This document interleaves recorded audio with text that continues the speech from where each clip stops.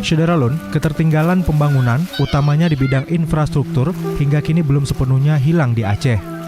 Kondisi ini setidaknya terekam di Desa Pancakubu, Kecamatan Lembah Selawah, Kabupaten Aceh Besar. Ketiadaan sarana jembatan mengakibatkan masyarakat di sini harus menyeberangi sungai agar bisa keluar dari desanya.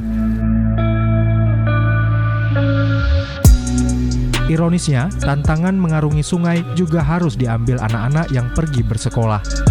Ada kalanya niat bersekolah pupus bila debit air meninggi, terutama saat hujan melanda.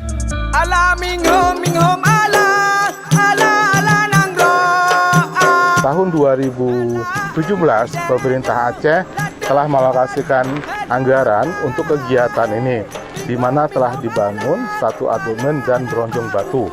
Kemudian tahun 2018 telah dibangun satu bentangan jembatan dengan panjang 60 meter kali 6 meter. Kemudian pada tahun 2022, pemerintah Aceh telah menyelesaikan pekerjaan jembatan Panca ini sehingga telah menghubungi dari Desa Pancakubu dengan Desa Panca dengan total panjang 2 bentangan 120 meter dikali 6 meter. Hari ini kami datang ke lapangan untuk memastikan bahwa jembatannya sudah benar-benar selesai dan dapat difungsikan oleh masyarakat di sekitar kita.